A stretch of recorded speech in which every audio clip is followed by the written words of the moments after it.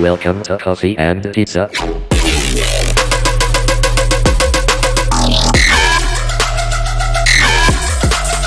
I hope you can enjoy. Hola, muy buenas a todos y bienvenidos a un capítulo más de Café y Pizza. Y para el día de hoy traemos a un tío muy especial que se llama Kino Marquino. Y no solamente es hacker, sino que ostenta el título, no sé, la licenciatura, como se le pueda llamar, de Most Valuable Professional Award, que es el MVP de Microsoft, como Chema Alonso. ¿Qué, Chema Alonso? Aquí también tenemos MVPs, pringao. ¿Cómo estás, Kino? Un placer tenerte por aquí, tío. Hola, Albert, muchas gracias por tenerme en tu casa. Literalmente estamos metidos en tu casa y nada, vamos a pasar un ratito interesante, vamos a aprender y a contar alguna cosita. A ver. Exacto, o sea, nada, eso es una broma que hago tampoco. Ahora que venga aquí Chema y nos hackee el sistema, ahora, te va el canal, a la mierda. Nada, oye, ¿qué te iba a decir? Nada, yo te conozco, pues tengo la suerte de conocerte, pero mucha gente aquí no te va a conocer, entonces cuéntanos un poco de dónde vienes, porque por el acento, ¿dónde es eso? Pues seguro que tiene gran parte de tu audiencia, pues algunos me conocerán, otros no. Pues tengo la suerte, no lo elegí, pero tuve la suerte de haber nacido en Murcia, en el sur de España, y esto fue pues hace ya más de 40 años. Vamos a dejarlo así, vamos a dejarlo en el abanico de la edad, porque estoy un poco con la crisis de los 40. Pero sí, nací en Murcia hace un puñado de años y soy un apasionado de la ciberseguridad, ¿no? De la informática. Tú ya me conoces y al final pues ya sabes que soy, como estábamos hablando antes, ¿no? La vehemencia, ¿no? Mi efusividad al hablar, ¿no? Al final soy así en todo lo que hago, ¿no? Por desgracia también con las pizzas y por el café. Por eso encajo exactamente en tu podcast, porque voy a tope de café y a tope de pizza, ¿no? Entonces me siento como en casa en tu pequeño espacio. Pues justo por eso se llama así el podcast, Café y Pizza, porque aunque lo parezca que no, porque yo estoy muy fino, pero yo le meto a la pizza fuerte. Creo que cualquier hacker lo entiende, ¿no? Hemos tenido una coña muy fuerte porque lo estrené hace poco en un congreso en Hacken en Jaén, el merchandising. Cuando digo merchandising, pues antes pues tiraba la camiseta o la pegatina o los polígrafos. Entonces he pillado ahora unas cajas de un mayorista de pizzas, ¿no? Pues como las pizzas de cuando pides delivery. Entonces ahora fui a la conferencia con 3 pizzas y a la gente de broma del público le decía, bueno, el que pregunte ahora le tiro una caja de pizza, tal. Digo, las pizzas llevan una semana hechas y la gente se creía que había una pizza de verdad. Y dentro pues estaban las camisetas, los ponis, la corra, decía, un merchant guay, ¿no? Así de hacker. Pero como iba en una caja de pizza, como si fuera una pizza, una caja de pizza real, que me tiré en casa un montón de tiempo montándola. Con lo cual, sí, al final, sí. Pizza, sí. Yo creo que es algo que no viene muy contado. Y estabas comentando que tú eres de Murcia, ¿no? O sea, ya naciste hace, pues, digamos, más de 40 años. Sí. Y tal, pero no sé, cuéntanos un poco cómo era Murcia en aquella época. O sea, ¿qué había de hacker allí en Murcia en esa época? Pues imaginaros, estás haciendo una muy buena pregunta, y si parece que lo teníamos pactado y no es así.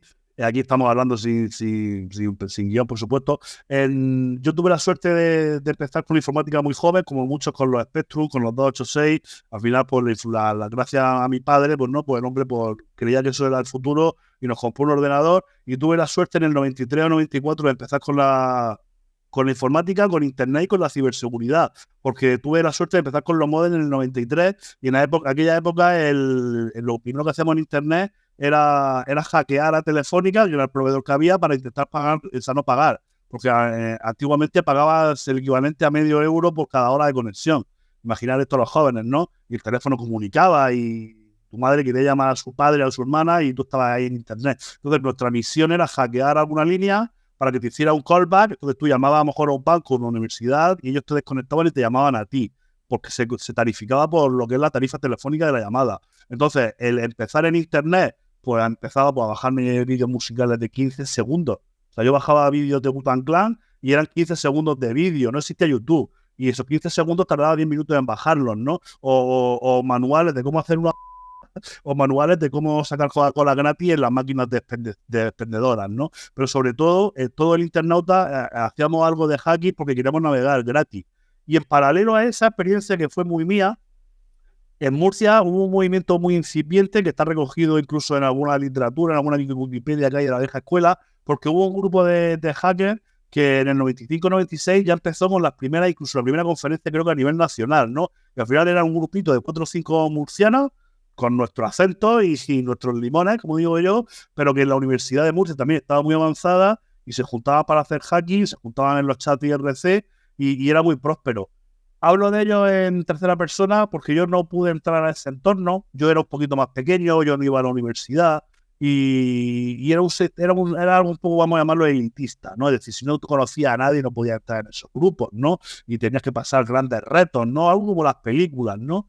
Y yo es algo que en aquel momento me creó mucha frustración. De hecho, yo creo que eso sembró un poco la semilla para luego mi exposición, si quieres ahora podemos hablar de eso, pero sí que es cierto que había una escena underground muy importante en Murcia, casos famosos de los primeros incidentes en bancos, de los primeros hackeos a universidades, y todo eso estaba ocurriendo en Murcia. Y yo en paralelo, pues hackeando como navegar gratis para hacer un poco la fechoría de un adolescente, ¿no? Entonces por ahí empezó un poco mi vida con la informática y con la ciberseguridad, es muy curioso.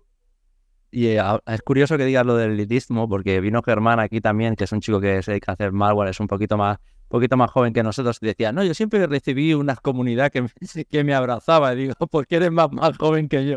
Porque cuando nosotros éramos jóvenes, eso no existía. Existía ese elitismo, ese tú para qué quieres saber eso, y era una pena, pero bueno, nos tocó luchar, y también eso a lo mejor es lo que nos hizo ayudar a superarnos, ¿no? Y es un poco lo que te pasó a ti, ¿no? Por eso empezaste ahí a darle caña al tema, ¿no? Yo siempre, cuando estamos hablando de un early stage, ¿no? Estamos hablando de 95, 96, 97, cuando la ciberseguridad se pone un poquito más de moda y llega 2007, 2008 y ya empiezan a haber conferencias, RouteCon, empieza ya a juntarnos con gente. Había algo que decíamos mucho, que era devolver a la comunidad lo que la comunidad nos daba. Es decir, tú al final, cuando tú te metes en internet o te metes en Google y ves un GitHub o ves un post, eso lo ha escrito alguien gratis, ¿no? Por free. Entonces, al final, yo empecé un blog por dos motivos. Uno era para recopilar mis propios apuntes y otro era para devolver a la comunidad, ¿no? Por eso mismo, por esa sensación de decir, oye, es que internet es un recurso gratis, pero ese gratis yo voy a pagarlo devolviéndolo un poquito, ¿no? Sin embargo, en esta época más early era todo lo contrario. Era un grupo más elitista, más purista. Esto al final ha pasado en todos los ámbitos. Hace poco veía una película del surf de los 60 y era lo mismo, ¿no? O del skate en los 70, los que iniciaban el surf o los que iniciaron el skate, era un grupo muy reducido, entonces todos los que querían acercarse ya eran como secundarios, ¿no? Como lo que aquí llamamos script kiddie, o en esas tecnologías, o en esos ámbitos se llamaba toyaco, o posero, porque te gustaba ser escritos por la pose. Pero esto siempre ha pasado en todos los movimientos culturales, ¿no? Porque el hacking al final también tiene un poco de movimiento cultural. Entonces los fundadores siempre se han creído más auténticos y ha puesto difícil el paso de las nuevas generaciones. Y hoy en día es todo lo contrario. Hoy en día los que tenemos una edad al pen, perdona la expresión, tonto es el que se crea que los jóvenes no van a saber mucho más. Porque lo que a mí me costó un año aprender, los jóvenes lo aprenden en una semana.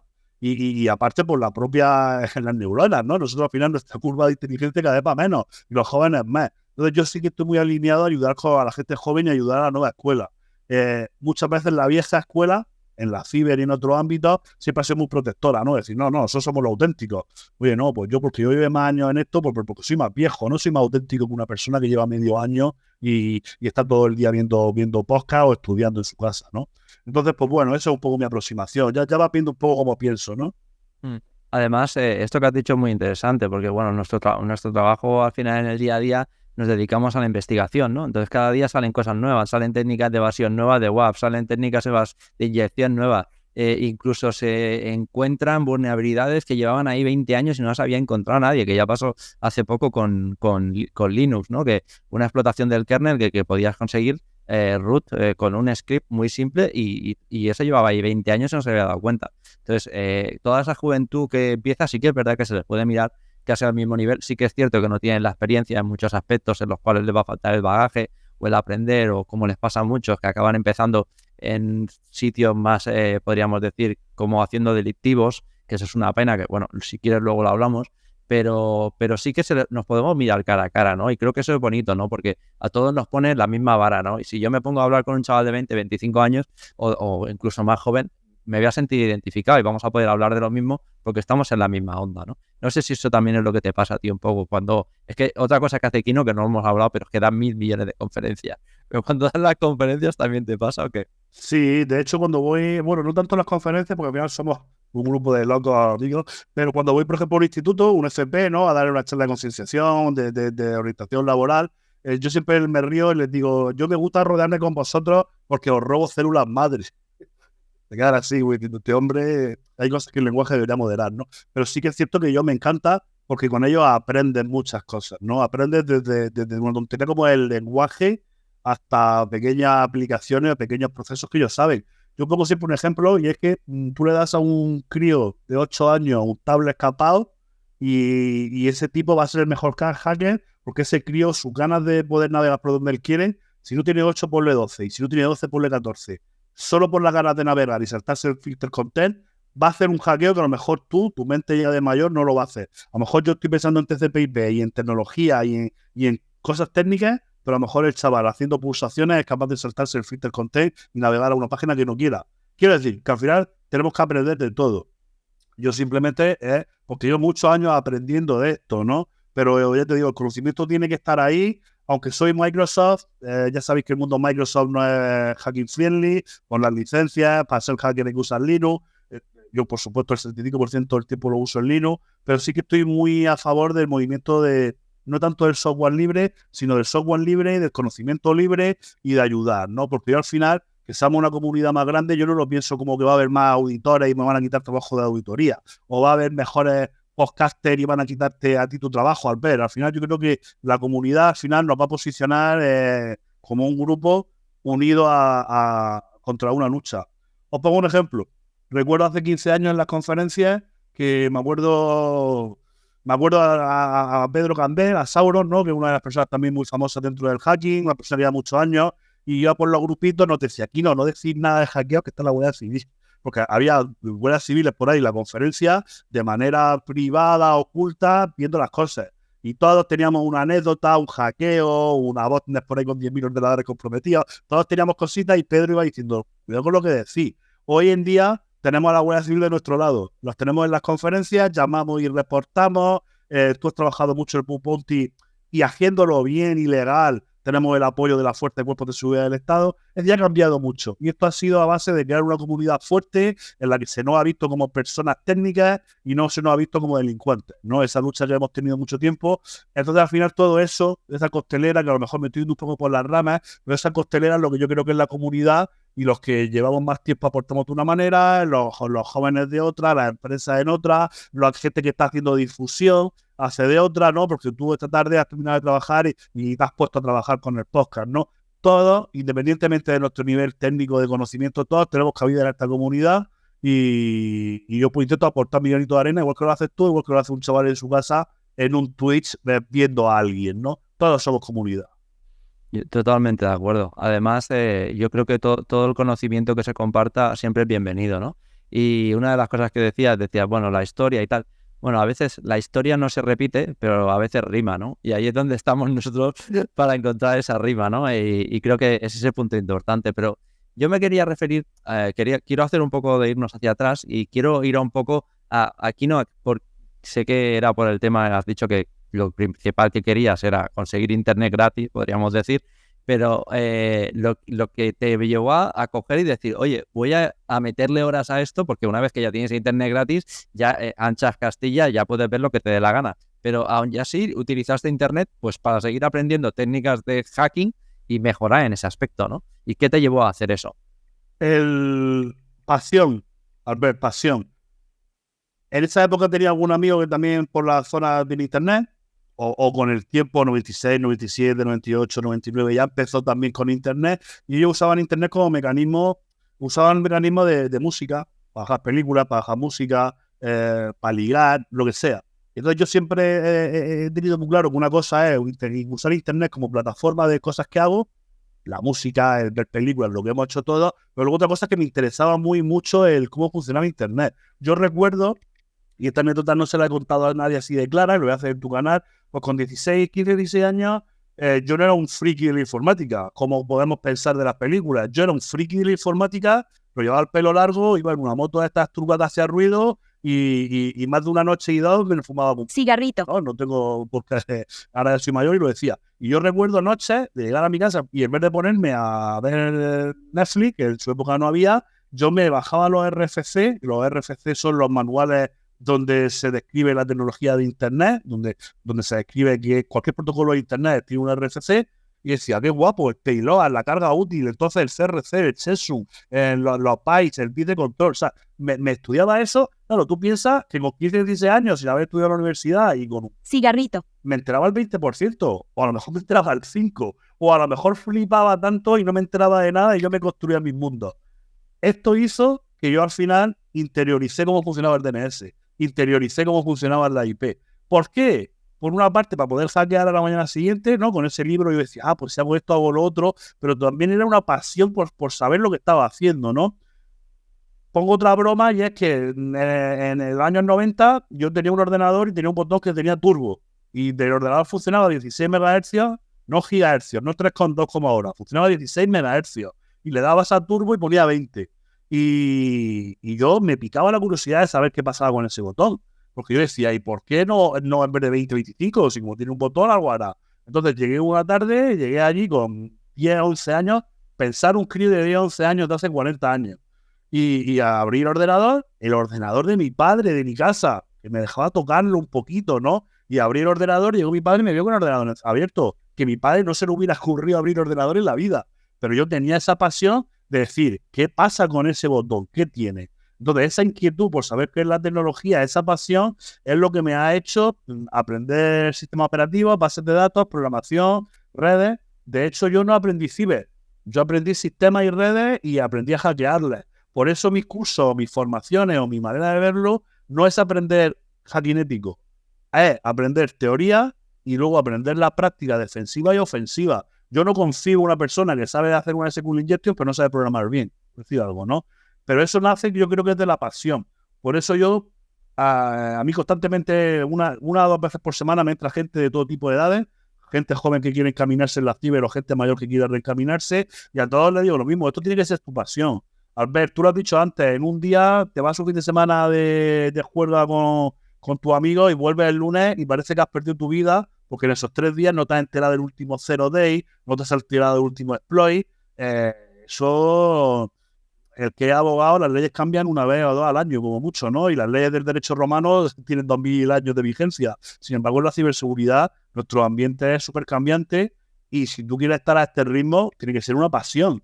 Si no es una pasión, Albert, si tú quieres aprender y sacarte un examen y ya no volver a estudiar más en tu vida, la ciberseguridad o la informática en general no es para ti.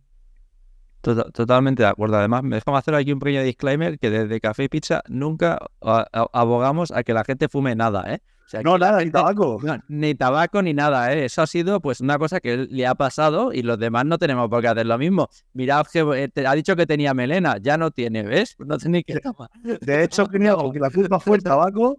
Y también creo que si no hubiera fumado en aquella época, ahora sería mucha mejor persona. Por ejemplo, el cirujano. Exacto. Y esto que me dices del tema de que es cambiante, estoy totalmente de acuerdo. Al final es que esto tiene que ser una pasión. Es que si no es una pasión, no. Mira, hablaba en el podcast anterior con una persona y me estaba comentando, que él jugaba a videojuegos y que tenía una época que jugaba a videojuegos y otra época que hacía CTFs. ¿Vale? ¿Por qué? Porque tú, por lo menos a mí me pasa, hay que practicar. O sea, tú puedes aprender lo que quieras, pero la práctica te puede enseñar mucho. Entonces, yo me voy a muchos CISOs y gente de alto nivel que tienen mucho conocimiento técnico, ¿vale? Teórico, pero tú le explicas lo que es un XSS o cómo se hace un XSS Explorer y no te lo saben entender. Entonces, si tú no entiendes cómo es el ataque, te va a costar mucho entender cómo lo defiendes. Yo creo que en el momento que tú eres capaz de entender el ataque y replicarlo, te ayuda mucho a entender cómo defenderte de lo mismo, ¿no? Creo que es mi punto de vista. No sé cómo tú eso lo ves, tú que tienes también varios años de experiencia en esto. Es así. Yo, por ejemplo, tengo formaciones en las que aprendemos teoría y tengo gente desde que está haciendo red teaming hasta FIO. El FIO, a lo mejor, cuando hacemos el ejercicio, no se va a poner y va a abrir 3 consolas en Linux, 4 máquinas virtuales y va a ver el comando si es -R más P menos Y más J. A lo mejor el CIO o el CISO no se queda en ese nivel y a lo mejor el que está haciendo red team sí se queda en la última milla del procedimiento técnico, pero en los dos casos tienen que comprender cuáles son los fundamentos y cuáles son las medidas defensivas. Otra cosa es que un CIO, un CTO o un decision maker sepa cuál es el clic del check del firewall o el Windows o el Linux. pero sí que saber un poco todo el contexto y por dónde viene es indispensable, ¿no? Luego ya, si el que está en la última milla, pero es que esto es hasta el comercial. Tengo también en mis cursos gente que está en comercial y en preventa, porque lo que quiere al final es ampliar su catálogo de conocimiento de portfolio, de ofrecer soluciones. Ellos nunca van a ser implementadores, nunca van a coger un Kali Linux y van a coger el packet o van a coger el responder y se van a poner a hacer ataques. Lo más seguro es que no, pero sí que tienen que coger y decir, oye, esto existe y esto es peligroso y esto no es que lo sepan 4 personas en el mundo. Yo siempre pongo el ejemplo de Responder, pues Responder es una herramienta que lleva 8 años en el mercado. En el mercado no, publicada. Entonces, cuando yo veo administradores de sistemas que no saben lo que es Responder y no saben por qué hay que poner SMB1, decida algo técnico. Yo alucino. Entonces, en mis formaciones o, por ejemplo, en las conferencias, yo siempre intento hacer eso, ¿no? Una parte de dar la píldora técnica concreta, porque hay que darla, pero también dar el walk around, la concienciación, ¿no? Y la divulgación de decir, oye, este es el problema y esta es la realidad. Luego ya cada uno se lo va a llevar a su vertical que trabaje, ¿no? Y la mentalidad de hacker, y la mentalidad de hacker también es muy importante. Te voy a explicar un caso. En el capítulo anterior vino Julio Ureña, que es un tío que es un crack, es un hacker bastante famoso. Y el tío nos estuvo explicando que él, sus inicios dentro del mundo de la seguridad o dentro del mundo de la tecnología era de vendedor. Y lo que hizo es, yo soy vendedor, pero soy hacker. Y lo que se le ocurrió es venderle a los clientes los productos creando demostraciones técnicas de por qué tenían que comprar ese producto y por qué era mejor que el de la competencia.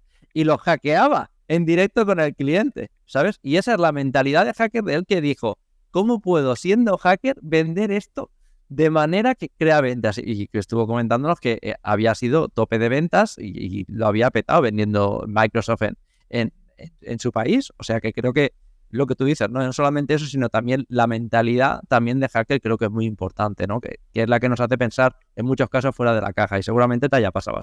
Es que el concepto de hacker, la palabra hacker originaria, esto viene del MIT, del Instituto de Massachusetts de Tecnología, en la que los hackers eran aquellas personas que buscaban comportamientos no documentados y salirse un poco del guión, ¿no? El término hacker empieza ahí, no está asociado ni a las redes, está asociado a que tú tienes un sistema operativo y dices que pulse el botón 2 veces y yo digo, ¿y qué pasa si pulso 3? ¿Y qué pasa si pulso 1,5? ¿Y qué pasa si en vez de pulsar arrastro? Esa ansia de conocimiento, por el conocimiento, más que por el fin, porque en aquella época no se hackeaba, es lo que se denomina el concepto primigénico del hacking, ¿no? Entonces, pensar como un hacker es así. De hecho, ahora mismo hay muchos ámbitos de tecnología que se llama el growth hacking, ¿no? En el que lo aplican al crecimiento personal, al marketing, a las finanzas, porque al final el término de hacking es pensar de una manera diferente, ¿no? Entonces, muchas veces lo que los jóvenes entrenan con los CTF,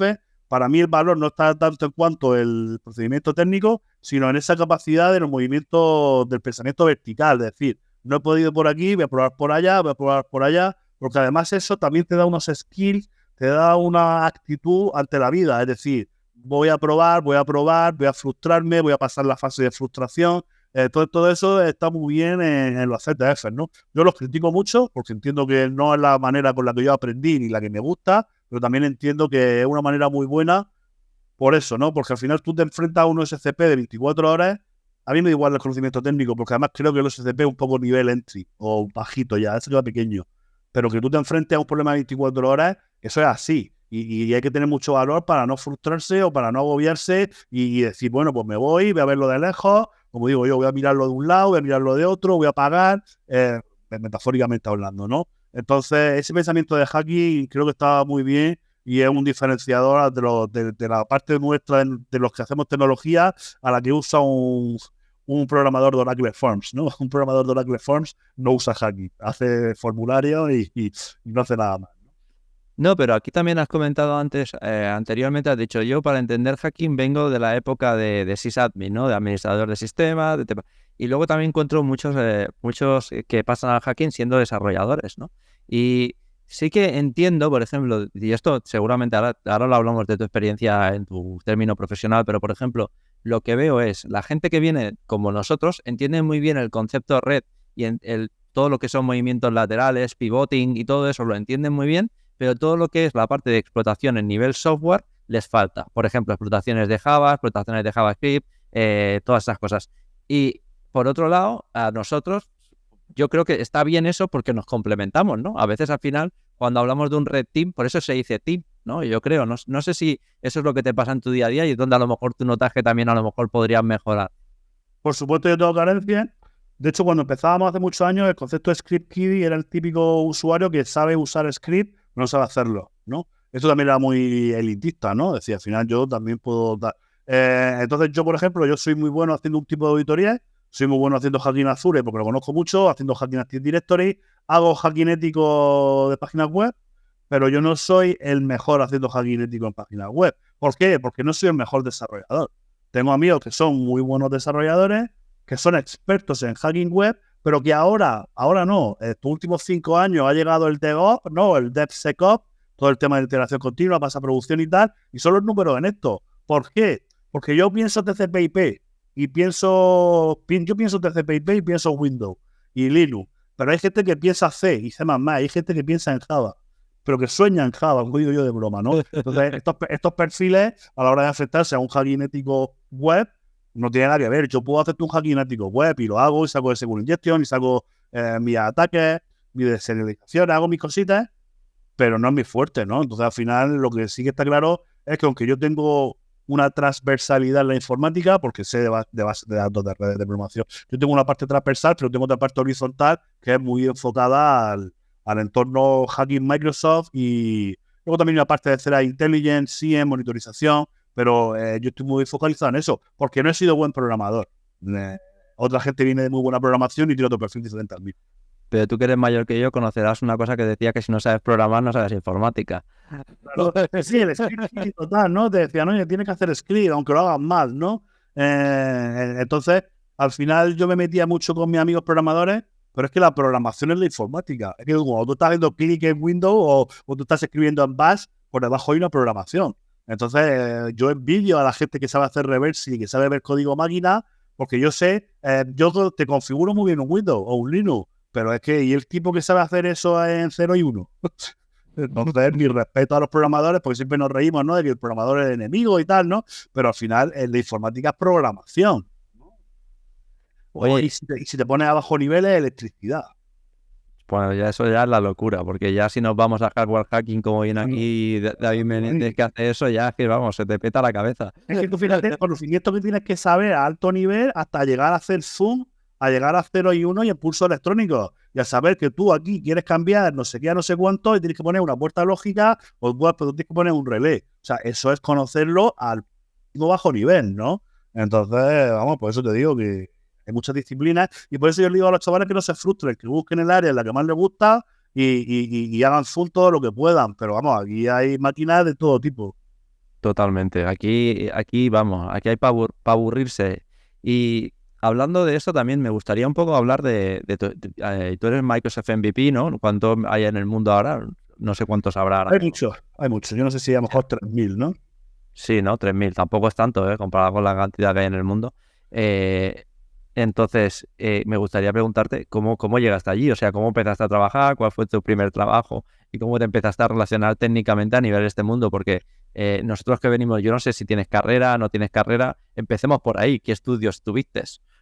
Pues yo he sido autodidacta toda mi vida. Lo que pasa es que hubo una época que me saqué un ciclo de programación porque no me gustaba programar. Entonces, como ya te digo, que yo me fumaba literalmente los RSS de redes, entonces yo no cogía un libro de programación en la vida. Entonces, al final, por complementar un poco, hice el ciclo que no me gustaba. Hice un ciclo, pero por tener algo, ¿no? Además, ya estaba trabajando y tal. Entonces, no tengo una carrera y siempre he sido autodidacta. Y por el tema del MVP, vamos a ver, el MVP es un premio que te da Microsoft por contribuir, no por saber.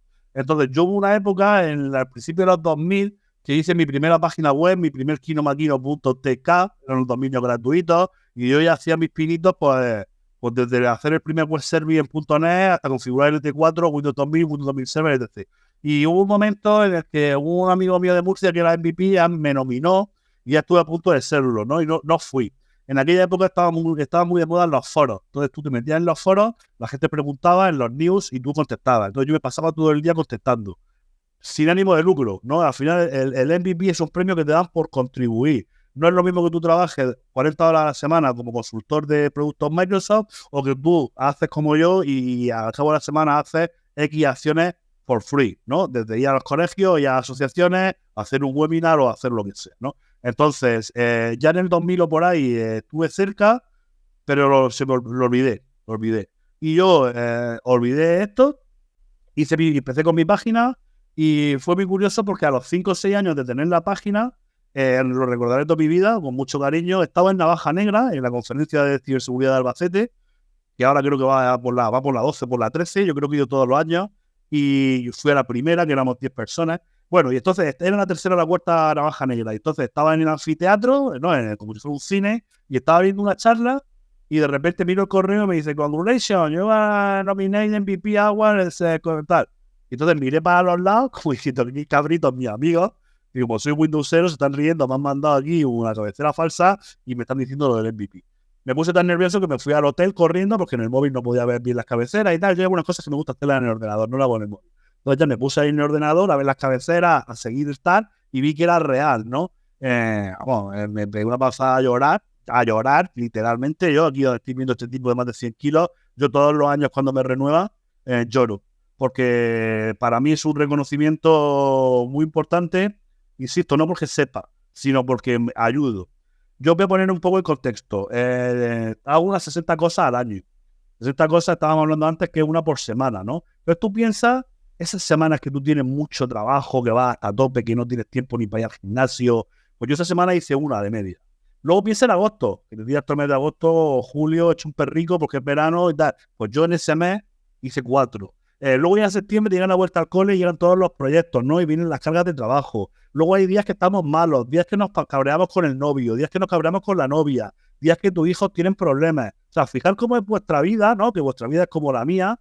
Y yo, a pesar de eso, hago 60 acciones. Que de esas 60 acciones, a mí me cuesta mucho tiempo porque me tengo que preparar las charlas, tengo que preparar los papers, tengo que preparar los posts, tengo que preparar los vídeos. Entonces, al final, no lo digo por ego, lo digo para demostraros que al final a mí me gusta y lo hago por pasión, por contribuir. Entonces eso Microsoft te lo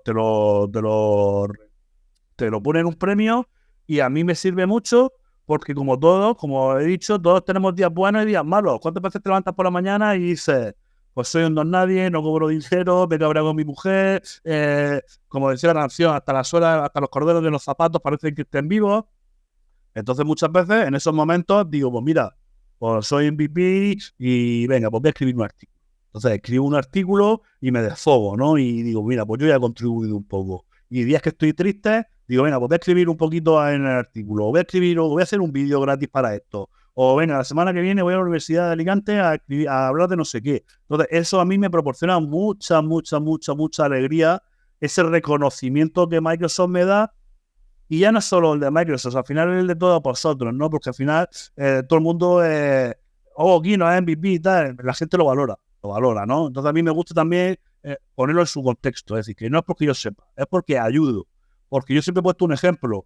No es lo mismo una persona que tiene 10 euros que te dé 1 euro que una persona que tiene 1000 que te dé 1 euro. No se trata todo lo que tú aportes en volumen, sino hacer lo que puedes. Entonces yo conozco mucha gente que es mucho más lista que yo, que es mucho más inteligente, que es muy máquina, gente que yo veo su cerebro y digo, wow, ojalá tuviera yo ese cerebro. Pero no ayudan, Albert, no contribuyen, no hacen lo que tú estás haciendo de coger tu tiempo libre y quitárselo de tus actividades para los demás. Entonces al final Microsoft me recomienda a mí, me premia por ayudar, no por saber mucho. Yo conozco muchos MVP que no controlan mucho, ¿no? De hecho, mucha gente lo critica. No, es que el MVP se lo da a mucha gente. Se lo da a los que ayudan y contribuyen, no a los que saben, ¿vale? Es muy importante decirlo. Y me gustaría también, si me permite, lanzar un ordenador con esto, porque Microsoft, por ejemplo, tiene varias iniciativas como el Student Ambassador, que es para gente que está estudiando, para que ellos hagan de embajadores dentro de su gente, para que hagan de mentores, para que contagien a la gente de las universidades con las tecnologías Microsoft y les regalan certificaciones, le invitan a viajes a Seattle. Google también tiene políticas de este tipo, Amazon, casi todos los fabricantes, VMware tiene el VMware Expert. Entonces, al final, si tú estás desarrollando tu carrera profesional y te gusta, que te alinees un poquito y que veas, pues si te gusta Linux, pues que veas si está al mandar un premio de Linuxero del año, lo que sea. Pero al final es una manera de recibir tú también buenos inputs y buena ayuda en este camino tan largo que es una carrera profesional de 20, 30, 40, 50 años en la informática, con muchos altibajos. Y ya te digo, para mí ser MVP, para mí ya te digo que que cada vez que me lo renuevan lloro, literalmente lloro, ¿eh? Y estábamos hablando, dices, oye, es que no hace falta que sepas de nivel técnico, pero aquí tenemos la suerte o la desgracia que nos ha tocado uno que de nivel técnico algo sabe. Entonces, Y además este año tiene la suerte de que ha sido nominado en 2 entornos, en el entorno Cloud y en el entorno, no, perdón, en el entorno Data Center y en Security, por lo cual tengo 2 MVP. Pero bueno, al final yo voy al Mercadona y no y tengo que hacer cola. sí, no te das cuenta. Ni la gente voy por la calle y me dice, oh, es Kino Marquino, no, tienes que... No. Oye, y lo que quería también un poco tocar un poco es, hemos dicho, oye, no todo el mundo tiene conocimiento técnico, pero yo quiero que en tu caso sí, entonces quiero que nos cuentes un poco tu carrera técnica, ¿no? Y lo que andas haciendo desde que empezaste hace 20 años, no un pequeño resumen, y acabamos un poco en lo que andas haciendo hoy en día, ¿no? ¿Cuál es tu día a día hoy en día y eso? Pero bueno, primero empecemos por los inicios. ¿Tú cómo empezaste a trabajar en esto? Mira, pues voy a decir la informática. Mi primera experiencia con la informática fue con 14 años. 14 en España es ilegal trabajar. No sé si trabajas en el circo con un consentimiento, si trabajas en la tele o en el cine. Trabajé, no sé si conocéis los campamentos de verano, ¿no? Esto que se van a los chavalicos y te tiras 10 días por ahí en la playa o en internacional. Entonces, mi profesor de gimnasia tenía un campamento de verano en Murcia. Entonces me llevó 2 meses de campamento. 2 meses eran 4 quincenas en las que este hombre hacía vídeos en VHS, y yo le hacía animaciones, la típica animación de entrada con los textos moviéndose, verano 1994, tal. Me acuerdo que lo más que llegué a hacer fue las letras de Star Wars, ¿no? Con 3D Studio. Entonces, fue mi primer trabajo en el que yo me tiré 2 meses allí de veraneo a cambio de hacerle montajes de vídeo, ¿no? De ahí empezó toda esta pasión por la ciberseguridad y por Microsoft, y mi primer trabajo fue dando clases. Yo te recuerdo que el primer día que me contrataron en una academia para dar un curso de Active Directory de Windows 2000 Server. Yo tenía 22 años, te digo, el pelo largo, la motillo en la puerta, y yo allí llegué y se sentó la gente de 50 años, de 40, gente que ganaba 10 veces más que yo, y yo allí, buenos días, soy Joaquín Molina, que soy vuestro profesor. Entonces, mi primera experiencia ya fue con la formación. Esto ya me dice un poco por dónde voy yo. De ahí de la formación, a uno de los clientes que le di cursos me contrató y estuve 10 años como CEO de un hospital privado en Murcia. Es decir, que conozco conozco los entresijos, la gestión, los procesos, las personas, la tecnología, siempre muy focalizado en tech, pero también conozco ese ámbito. Y los últimos 10 años, en una empresa o en otra, como freelance, doy servicios de expertos. Básicamente hago hacking ético, auditorías de cloud, de perímetro, de Microsoft, algunos paquetes de fortificación, simulación de adversarios, mejoras en la monitorización, es decir, cositas de estas, y formación. Te digo que empecé con la formación, llevo 23 años haciendo formación, y ahora mismo ya te digo, compagino la auditoría de seguridad con la formación, ¿no? Son las 2 cositas que hago. Entonces, que llevas los últimos 10 años dedicándote a auditoría de seguridad por tu cuenta. Sí, hago auditorías de seguridad. Esas auditorías de seguridad, pues al final hago cositas, ¿no? Si hay que montar una GPO de fortificación, mi cliente quiere, la hago yo. O si hay que montar un plan director para una empresa de 300 ordenadores, yo le hago el plan director. O si hay que fortificar un Azure, o si hay que hacer el hacking de descubrir una SQL injection. Es decir, yo hago todo eso, y ya te digo, algunos paquetes de servicios muy, muy concretos. No vendo licencias, no vendo FortiWeb Web, no vendo Palo Alto, no vendo SonicWall, no vendo McAfee, no vendo antivirus. Es decir, yo no vendo licencias, yo solo vendo servicios profesionales de alto valor para clientes de todo tipo. O sea, desde pymes de 200 usuarios, que ya no están pymes, hasta IBEX 35. Y en paralelo la formación. Se me conoce mucho por la formación, porque mi exposición en las redes ahora la he orientado a esto, ¿no? El marketing digital. Pero yo hoy en día mi manera de trabajar es con auditoría y con ayuda a las empresas. Al final la palabra es ayudar a las empresas con tecnología. Y lo que te quería preguntar es, la tecnología en estos últimos 10 años ha sido una locura el cambio que ha pegado, ¿no? O sea, hemos pasado de venir de lo que era el cloud residual a que todo el mundo está moviéndose al cloud, y ahora el cloud es como el estándar, ¿no? Y me gustaría un poco preguntarte, ¿cómo has visto ese cambio, ¿no? ¿Qué has encontrado a niveles de seguridad? ¿Qué has encontrado ahí? ¿Notas que las empresas se están tomando más en serio la seguridad? ¿No se lo están tomando? ¿Qué tipo de vulnerabilidades estás encontrando? ¿O qué tipo de problemas normalmente se enfrentan las empresas cuando se mueven al cloud? Es una de las preguntas que se me ocurre. Al final, bueno, el movimiento al cloud hemos vivido como todo un hype, ¿no? Una bomba, una exposición brutal. De hecho, ya hay empresas que están bajándose del cloud, ¿no? Porque hubo un hype en el que todo tenía que ser cloud. De hecho, yo soy un fanático de multicloud y entorno híbrido. Es decir, no todo tiene que estar on-prem, no todo tiene que estar en cloud, no todo tiene que estar en Amazon, no todo tiene que estar en Azure. Cada cosa tiene que estar en su momento. De hecho, creo que un buen consultor, porque yo pongo aquí Microsoft, yo no tengo por qué solo vender Microsoft. Yo tengo que ser capaz de recomendar. Otra cosa es que yo en la parte de AWS no te la despliegue o no te la audite en profundidad, pero yo tengo que conocer el cloud en general. Hablo de cloud o el entorno on-prem, ¿no? Al final, el entorno on-prem, las empresas son Active Directory. Pero sí que es cierto que la seguridad, hay mucho más madurez de ciberseguridad. Hay mucho más madurez. La pregunta sería, igual que los malos han crecido en madurez, si las empresas. Me explico. Hace 10 años la gente no se ve lo que es una auditoría. Yo iba y les explicaba, oye, esto es ponernos el gorro del malo, hacer lo mismo que hace. Hoy en día la mayoría de las empresas saben lo que es una auditoría. Y unas la compran y otras no.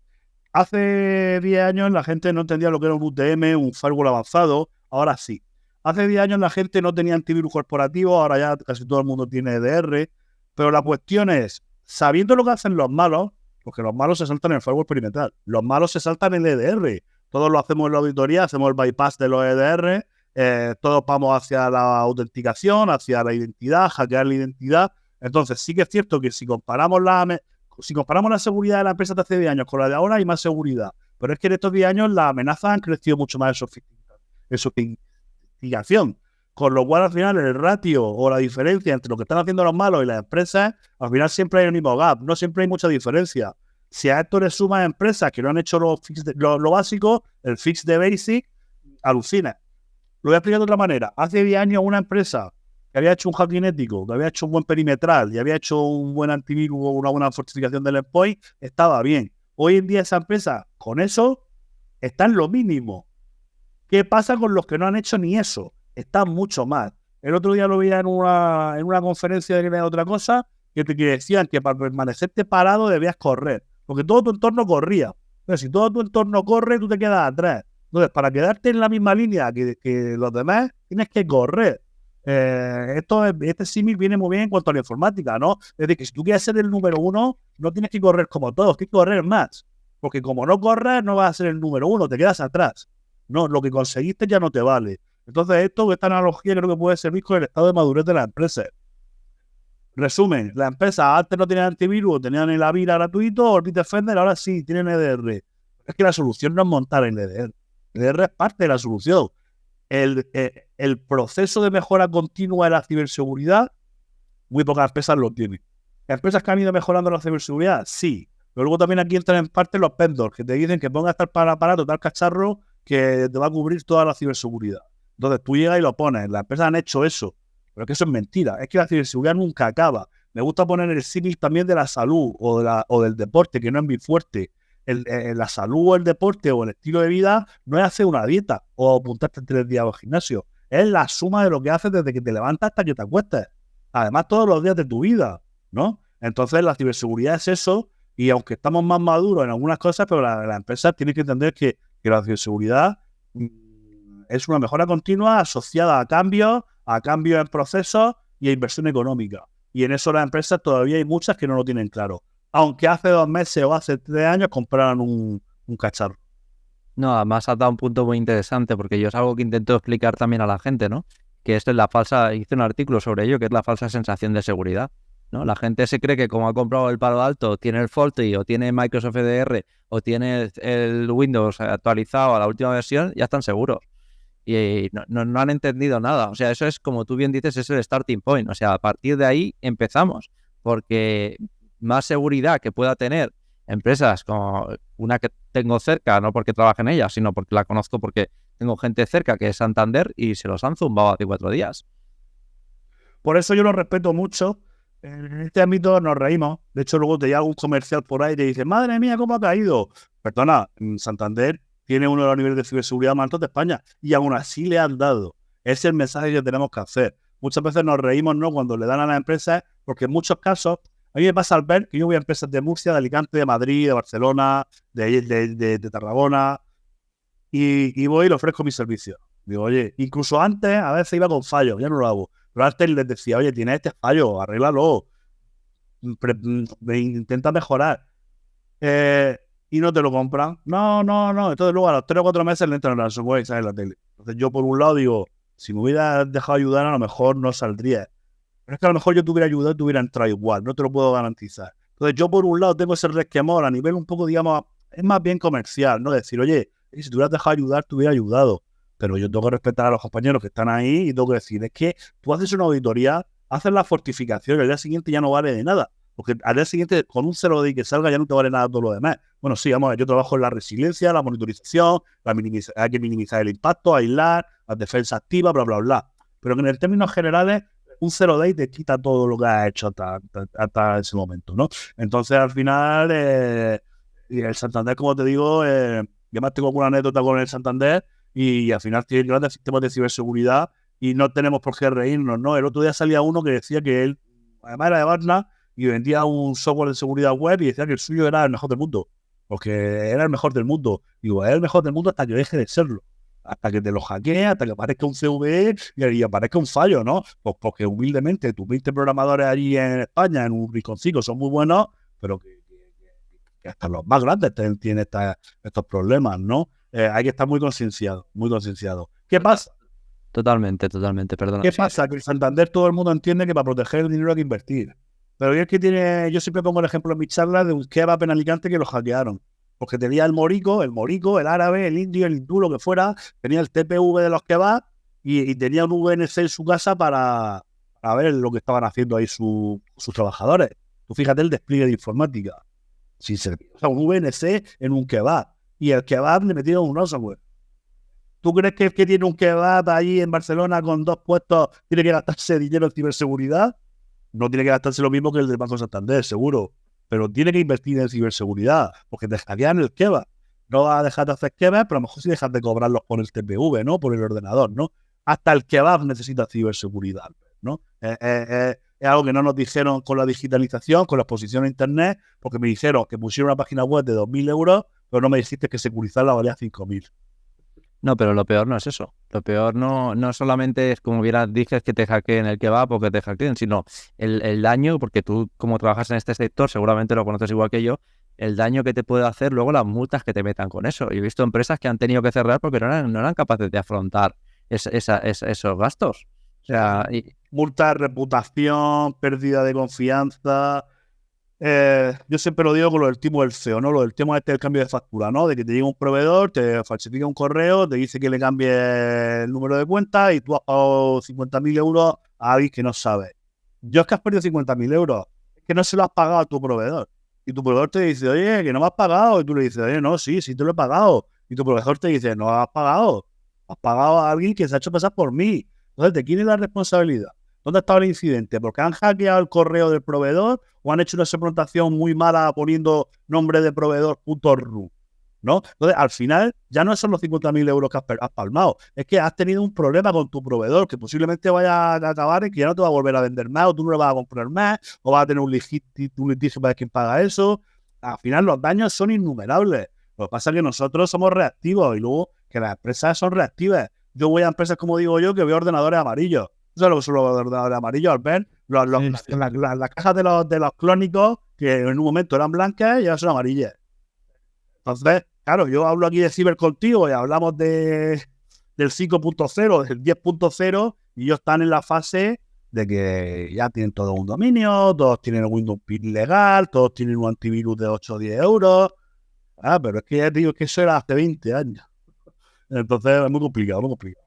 Y luego también, ya no solamente eso, si nos movemos a las empresas grandes, por ejemplo, a mí me ha pasado por mi experiencia que muchas empresas grandes no quieren que les hagas ataques de phishing, por ejemplo, o phishing bien dirigidos, bien hechos. No los quieren, porque tienen miedo. El factor humano hay que tenerlo en cuenta. De hecho, el 90% de los ataques van a venirnos al phishing. El 90%. Entonces, nos compramos soluciones perimetrales de NextGen con MLIA y al final la diferencia de estar dentro o estar fuera es un correo. Por eso yo trabajo mucho la resiliencia y la identidad, ¿no? Pero hablas de phishing, pero luego al final también cuando hablas con gente que no es de la materia y me dicen, Kino, pero tú puedes hackear todas las empresas. No. Es más, cuanto más pequeña sea, más difícil. ¿Por qué? Porque una empresa pequeña no tiene nada. Una empresa del IBEX 35 en la que tiene tropecientos millones de dominios, de subdominios, de landing, de direcciones IP y de conexiones, es mucho más fácil encontrar un fallo dentro de muchos sistemas que en una que tiene menos, ¿no? Entonces muchas veces te encuentras grandes empresas. Mira, yo voy a empresas grandes, bueno, voy de todo tipo, pero voy a empresas en las que yo ya le estoy ayudando en el momento que le digo, dame tu inventario de IPs públicas. Me dices, madre mía, aquí no has pedido tú nada. ¿Por qué? Porque hay empresas que tienen un pool de 16 direcciones IP, ya tienen muy controladitas, otras tienen ahí 2 direcciones IP y 4 hosting y 2 tenant por ahí. Y luego hay otras empresas que me dicen que no, es que mi puto problema es el SADU IT y que no tengo control porque yo tengo a los de marketing abriéndome páginas por todos lados, tenemos sede en todos los países del mundo y solo hacer el inventario ya le estás aportando valor. Al final, esto de la ciberseguridad es muy complejo de gestionar. Y los malos están ahí. La risa, ¿no? Cuando ponían Windows XP sin parchear, lo instalabas y te entraba el Blaster o el SASE. No podías ni bajarte el parche, ¿no? En los 10 minutos de instalar el parche se te virulaba el PC. Entonces es la risa, ¿no? Cualquier sistema que pones en internet está atacado en medio minuto. Y nosotros lo sabemos, pero el empresario al final hay uno que se quiere comprar un Mercedes, o hay otro que no tiene para Mercedes, hay otro que no sabe de qué va, hay otro que no se lo cree, y ya sí que es cierto que cada vez más están las noticias de la ciberseguridad, pero ese proceso interior de mejora, de cambio continuo, las empresas, muchas no lo tienen en el core. Y hay otras que yo ya afortunadamente lo veo y digo, sí, digo, todo lo hacéis bien. Muy curioso, digo, tenéis estos fallos los otros, pero a nivel arquitectura, a nivel concepción, lo tenéis todo bien, tenéis que mejorar, pero vais en los buenos pasos. Pero luego hay otras que dices tú, estáis bien de chiripas, ¿no? Porque actualizaste el WordPress ayer, pero mañana va a estar desactualizado, por decir algo. Y aquí quiero romper también una lanza contigo, contigo que tampoco estamos diciendo que todas las empresas sean así, que todas las empresas digan, no, es que quiero comprarme un Mercedes, por eso no estoy invirtiendo en seguridad.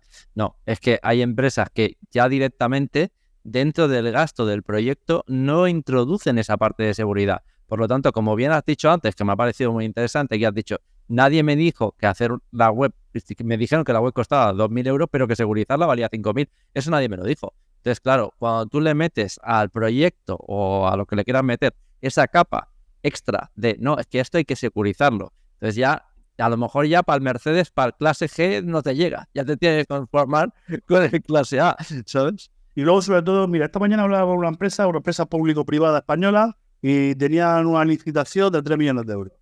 Iba yo ahí humilde a venderles mis cursicos, ¿no? De mis cursos de 500 euros, de 200, de 100, de 1000. Y el tipo estaba ahí hablando, claro, me decía, es que yo cuando hago una licitación de 3 millones de euros, yo no tengo la capacidad ni el conocimiento para diseñar bien el RFQ, ¿no? Los requisitos. Tengo que ir a mis partners y decirle a mis partners, ¿qué necesito? Entonces, cuando tú vas a Fortinet, vas a Palo Alto, vas a CrowdStrike, vas a Sony World, vas a Checkpoint, no quiero olvidarme ninguno. A Microsoft también. A Microsoft. Es que Microsoft ni va, ni te ayuda. Son los peores. Cuando tú vas a todos estos vendors, cuando ellos te den la solución, ¿qué solución te van a dar? Te van a poner los cacharros que ellos quieren y con lo que ellos quieren. Y luego vas a tener un integrador ahí, que el integrador va a pelearse por meter las horas, con lo cual ese proyecto de 3 millones de euros lo ha decidido el partner. Entonces yo le digo a este tipo esta mañana que hablaba con él, digo, pero tú has incluido esto, lo otro, has incluido esto. Te pongo un ejemplo, digo una partida de EDR. Digo, el EDR, tú le puedes dedicar un 10% o puedes dedicarle un 90%. Tú, una cosa es el onboarding del EDR y otra cosa es el setup y otra cosa es el sacarle el máximo performance al EDR, ¿no? Es que has contratado. Me decía, no, yo he contratado las licencias y me lo van a instalar. Entonces, ¿para qué estás instalando un EDR de 50 euros por puesto o de 80 o de 40 cuando lo vas a tener al mínimo? Te está haciendo lo mismo que uno de 10 euros. Entonces el tipo me decía que no tenían la capacidad de hacer un buen esto, ¿no? Muchas veces el problema no es de dinero. Que vienen de desarrollo, y CIOs que vienen de redes, y CIOs que vienen del entorno. Te hablas de un tipo de desarrollo, o un tipo que viene de Navision y le hablas de ciber, ¿no? Entonces, si el interlocutor sabe de sistema operativo, sabe de red, lleva en la empresa 20 años diseñando formularios en SAP y se ha hecho CIO, no entiende lo que es la ciberseguridad. Entonces, muchas veces el problema es la gente que está tomando decisiones que no está preparada. Yo lo digo así, y con esto no hago amigos. De hecho, en muchas empresas, hay empresas en las que tienen la humildad de entender que la ciber es muy complicada y a mí me pagan por mentorizarlos. Porque me dicen, Kino, a mí es que me viene este proveedor y me dice esto y yo no sé ni qué pedirle. Entonces yo, por una pequeña cuota o por una pequeña bolsa de horas, yo les digo, oye, mira, pues vete aquí, vete allá. Esto no se alinea con tu estrategia porque estás comprando un cacharro on-prem, pero dentro de 2 años nos vamos a ir al cloud, o al revés, o tal cual. Porque hay que ser humilde y un CEO, tú eres un CEO y puede ser que seas experto en negocio y seas un experto en Power BI o en Data Warehouse o puedes ser experto en soluciones de negocio. Pero tú no puedes ser experto en todas las divisiones de la informática. Entonces, muchas veces, si tú quieres, imagínate que eres un CEO y no sabes de inteligencia artificial.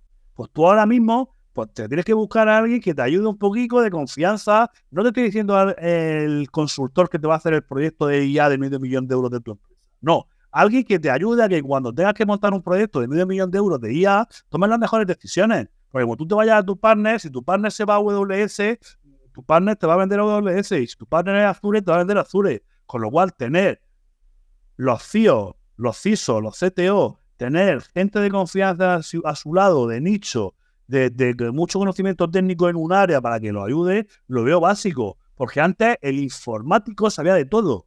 Te pirateaba el Photoshop, te instalaba el Windows y te hacía un formulario en una página web. Pero hoy en día no. Entonces yo abogo mucho por los responsables de tecnología que tenéis que dejaros ayudar. Porque a mí la gente, a mí no venga a hablar de Machine Learning ni a hablarme de Power BI. No. Pero si me hablas de ciber, te puedo ayudar. Y yo no te estoy vendiendo nada. Voy a ser agnóstico, ¿no? Entonces esa figura también la estoy potenciando mucho ahora. Esas mentorías. Los jueves de Kino, como digo yo, los viernes, en los que les pongo trabajo a las empresas, se los reviso, les ayudo, me preguntan, porque ya te digo que tú puedes ser muy buen CEO, gestionar muy buenos departamentos, gestionar presupuestos, pero a la hora de abordar un proyecto complicado, esa capa de ciber, ese sabor que hay que darle a las cosas, me instala un VMware, pero me vas a hacer el best practice, porque la gente no te pone el best practice de seguridad del VMware porque va a precio. Entonces, al final, compra el que te instala el VMware más barato. Digo VMware por decir algo. Entonces, al final, tener esa cultura de la ciber y tener a gente que te ayude, o sea, yo estoy harto de ver los productos de todo el ámbito, switches, estás de switches de la leche, con capacidades brutales, pero luego no tienen una buena segmentación, una ACL, porque el integrador no le interesa meterse a eso. Le interesa venderte el hierro, cobrar el crecer en partner, ir a volumen, meterte unas cuantas horas, pero no ese tuning fino, que es el más complicado, no le interesa porque requiere técnicos de N3. Esto es mucho más complejo, estamos hablando ya de muchas historias, pero al final la ciberseguridad necesitas apoyarte en expertos de ciberseguridad. De hecho, grandes figuras famosas de las que han venido a tu podcast y de las que hemos charlado antes, ¿no? Nuestros amigos en común y todo esto, muchas no estamos haciendo eso, ¿no? Porque mi valor no es tanto en cuanto a hacerte 4 clics, sino en decirte a ti qué es lo que tienes que hacer, ¿no? Porque yo estoy a la última. Y porque llevamos 20 años haciéndolo y algo hemos aprendido. Y porque al final hemos encontrado muchos escenarios. Yo para hackear una S400 has tenido que usar una S400 y verlo. Si no lo has visto en tu vida, poco vas a hackear.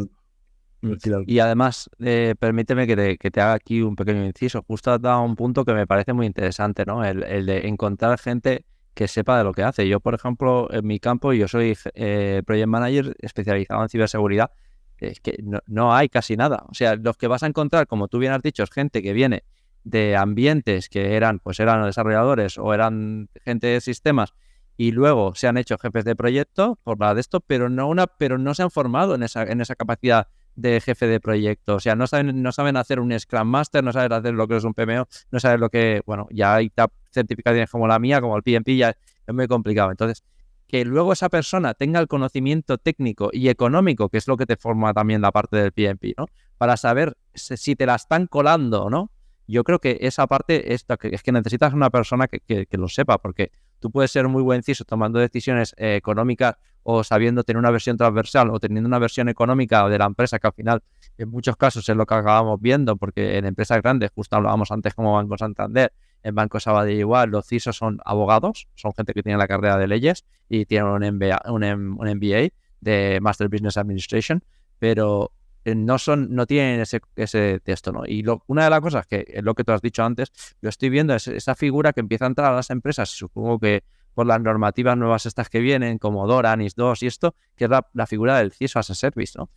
Gente que te contrata durante una bolsa de horas y, oye, aconséjame esto, ya no solamente lo que hay que montar, sino cómo lo monto, ¿no? Porque ya cuando nos vamos a infraestructuras, que yo creo que es hacia donde hay que ir, que son las Zero Trust, es que ya se pierden del todo, ¿sabes? O tengo algo así, quiero montarlo cero atrás y quiero llevarlo al cloud. Y cogen y me hacen, que esto seguramente lo habrás visto tú, la misma máquina que tengo montado aquí, que es un quad core, no sé qué, no sé cuánto, en una aplicación y me la llevo al cloud. Ya, tío, pero es que esto lo puedes containerizar y montarlo en containers y escalarlo y darle granularidad y reducir costes.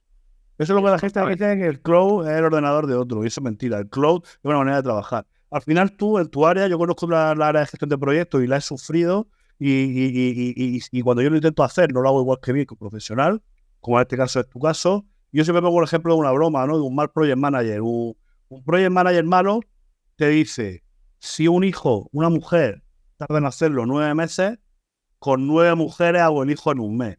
Y con 9 mujeres no hace el hijo en un mes. Con 9 mujeres el hijo tarda 9 meses en salir. No lo puede hacer. Es la broma, ¿no? De los PN. Al final esto es como todo, ¿no? Entonces, en una empresa pequeña en la que hay un informático nada más y tiene que lidiar con todo, no va a contratarme a mí ni a... En una empresa en la que vas a... Mira, yo he tenido proyectos de innovación en los que he contratado autónomos de estos de redes de freelance y no he podido llevarlo a cabo. Y a lo mejor no soy millonario con la idea que tuve hace 10 años porque no he tenido un buen gestor de proyectos. Pues si yo hubiera tenido un gestor de proyectos, el gestor de proyectos es como el CEO de tu proyecto, ¿no? Es el que lo va a cuadrar todo, ¿no? Entonces, lo va a hacer que suceda. Sí. Es el que va a hacer que suceda. El successful y al final, en este mundo tan especializado, hay que ser humilde y contar con esto. Yo hago muchas campañas de venta en LinkedIn, ¿no? Y todo el mundo me dice, no, ya tenemos cubierta la ciberseguridad. Y venga, gracias, estás por responder. Y yo muchas veces pienso, qué guapo, digo, porque hay miles y millones, hay millones de empresas literalmente en el mundo en las que la ciberseguridad es un problema, en la que constantemente tienen que mejorar. Insisto, el que no tenía antivirus poniendo el EDR y el que tiene el EDR poniendo el no sé qué. Y tú me dices que lo tienes solucionado. Está claro que un poco a nivel comercial, ¿no? Que te dicen que no quieren saber nada, ¿no? Pero realmente no me digas que lo tienes solucionado porque es mentira. Porque no hay nadie que tenga no hay nadie que no necesite la ciberseguridad. La verdad es que tú no quieras pagar. Eso yo no entiendo el mensaje de lo que me dicen, ¿no? Pero si te vas a la sintaxis de la palabra, que ya tengo cubierta la ciberseguridad, vamos, es el mayor error que hay en el mundo, ¿no? Es porque tengo la 27001, porque tengo un informático, porque hice un curso ayer o porque compré un aparato mañana. La ciberseguridad es un proceso de mejora continua, igual que, o sea, yo lo tengo clarísimo, ¿no? Y tenemos que abogar por eso, ¿no? Muchas veces muchas veces los informáticos hablamos TCP/IP, hablamos 0 y 1, pero no hablamos empresa. Entonces tenemos que también aprender a hablar empresa, transmitirle al consejo de dirección, transmitirle al C-Level, a todo el CEO, la necesidad de la empresa. Porque que tú vayas un fin de semana a Navaja Negra o a Hacken o a Router, veas 4 cosas o este podcast y te flipes y mañana quieras hacer la revolución mundial de la ciberseguridad, tampoco es así. Hazlo bien, hazlo haciendo unos pasos, haciendo las cosas bien, ¿no? Entonces muchas veces los informáticos pecamos de eso, ¿no? Vamos, vemos algo, nos gusta y lo instalamos, lo probamos. No, la ciberseguridad es un proceso que hay que afrontarlo bien, ¿no? Y hay maneras de hacerlo, hay metodología, hay gestión, incluso hay compliance, hay framework y hay que hacer las cosas bien. Y muchas veces los informáticos no lo hacemos bien. Y los consejos de dirección muchas veces no estamos los informáticos, cuando debería estar un CEO hoy en día donde la información es el pilar de las empresas. Me encuentro gente en la que en el consejo de dirección está el director financiero, el director de ventas, el director de marketing, que el informático no, porque es el informático, ¿no? Es el que habla raro y que hace cosas con los ordenadores, ¿no? Y también nosotros, los CIO, los CTO, tenemos que profesionalizarnos. Totalmente de acuerdo. Además, es una de las razones por las que me moví a la parte de gestión de proyectos, también porque me gusta mucho tratar con la gente, ¿no? Y creo que es una parte importante, ¿no? Porque muchas veces pensamos en ceros y unos, como tú decías antes, y nos olvidamos que detrás de ese 0 y 1 hay personas, ¿no? Y como tú gestionas los proyectos, al final es como gestionas a la gente, y creo que ese team leading o saber tratar a la gente creo que es muy importante, ¿no? Y nos estamos yendo de tiempo, pero es que el último punto que me gustaría tocar contigo es que seguramente ya otro día nos volvemos a reunir y charlamos un rato más. Me gustaría esto que has dicho antes, que me parece muy interesante, ¿no? Que las empresas no saben entender la seguridad, y yo es algo que lo veo en mi día a día. O sea, ellos piensan que el hacker es un tío que va... No, el hacker es un chaval de 16 años que se ha bajado un software de internet, que lo mete en su Windows y te va a intentar reventar lo que pueda porque no tiene ni idea de lo que está haciendo. Y pongo, por ejemplo, ahora hace unos días ha salido que han vuelto a coger Alcasec, ¿no? Alcasec, pues yo no sé la técnica de él, no sé si será bueno o no. Entiendo que el chaval sabrá lo que hace o no. No lo voy a criticar porque no es nuestro foro para criticarlo, pero podemos decir que es que Alcasec es uno. Es que como él hay muchos. Y como él hay muchos donde hay foros y Telegram, donde te puedes bajar aplicaciones que puedes destrozar empresas y solamente con un clic. Y creo que esa es la parte que muchas empresas no entienden, ese lo que se llama emulación de adversario, ¿no? Y no sé si cuando tú haces esas auditorías y vas a esas empresas, si eso las empresas te lo piden. Joder, nos enfrentamos ante tipos que han hecho un FP y saben lanzar el Lockbit y te tumban un país, ¿no? Porque lo hemos visto con la ciberguerra y el activismo. Y luego está Lockbit, que son auténticas mafias criminales con mucho respaldo detrás, ¿no? Pero lo que es cierto es que la ciberseguridad no es un problema de informática, es un problema de empresa. Me explico. Tú cuando el ordenador te va lento llamas al informático. Y llega tu informático que es un máquina y lo ves que hace cosas así y a lo mejor incluso usa una pantalla negra, una línea de comando, y te soluciona, ¿no? Y te soluciona que el ordenador va lento, y te soluciona este proceso de negocio y te soluciona no sé qué. Y a mí hay gente que me viene con un ransomware y me dice, Kino, ¿tú quieres una máquina? Y yo le digo, no hay máquina que valga posible. Esto se soluciona antes, no después.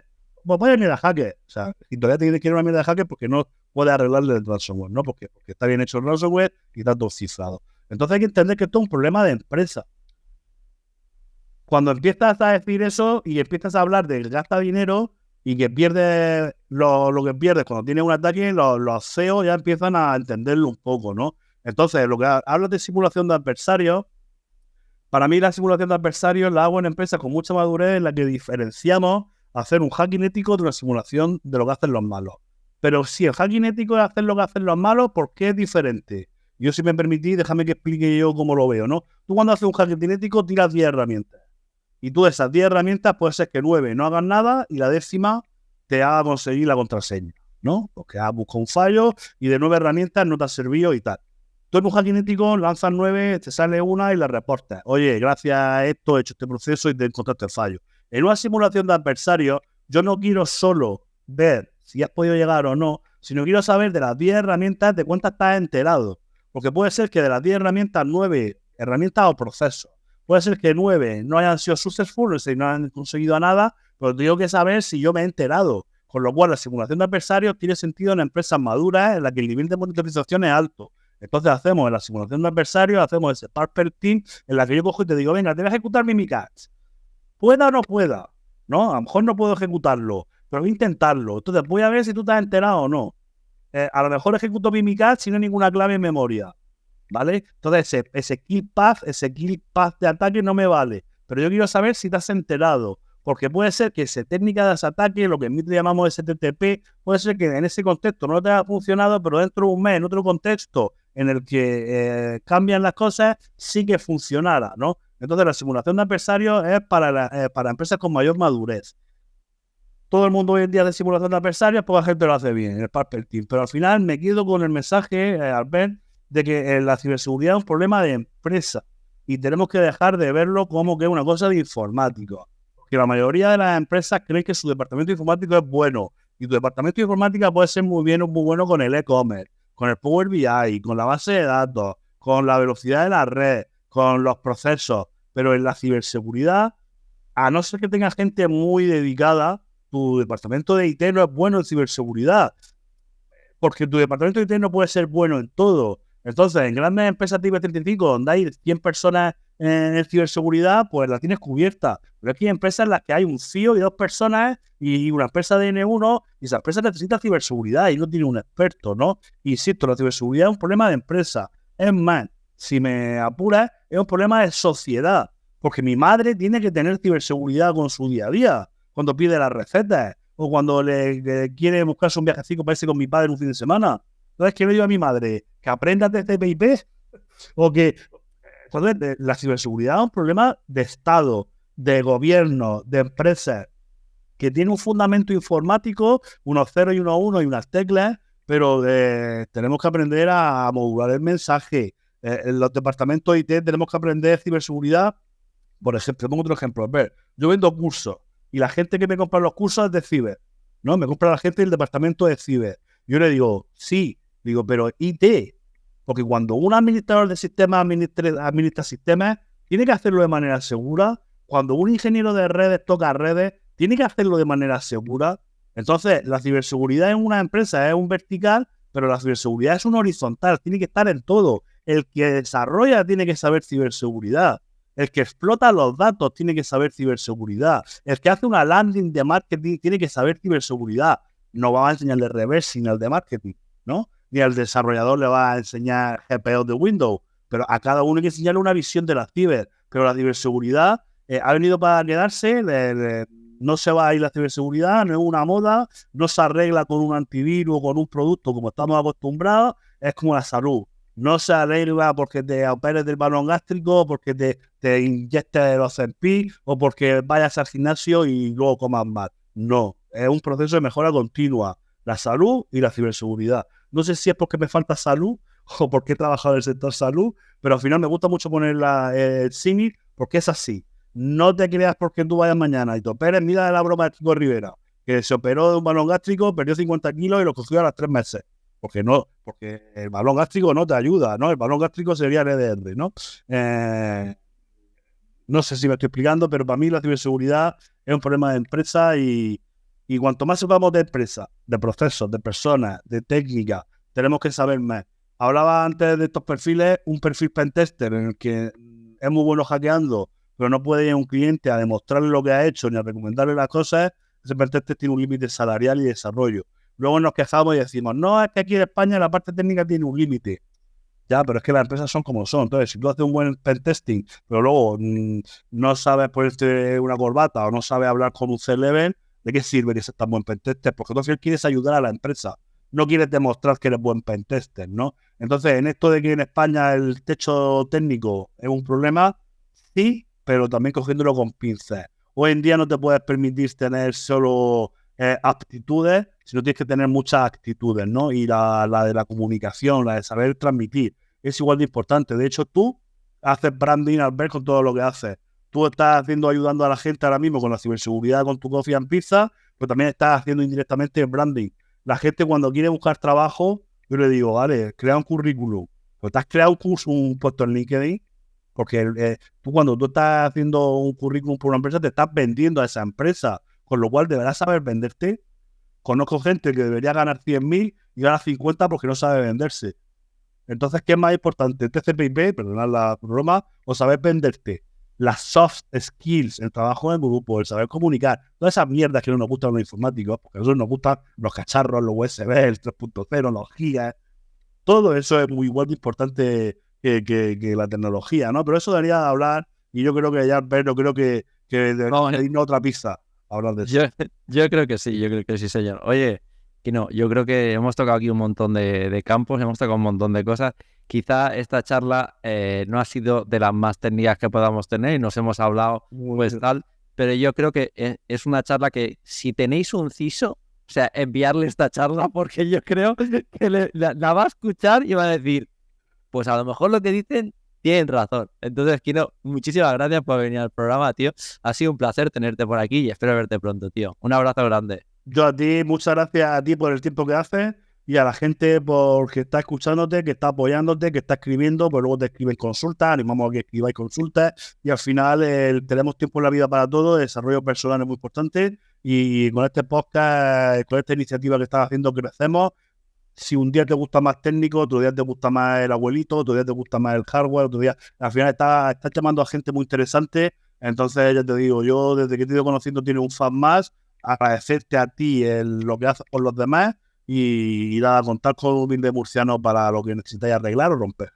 Venga, tío, un abrazo grande. Hasta luego, chao, chao.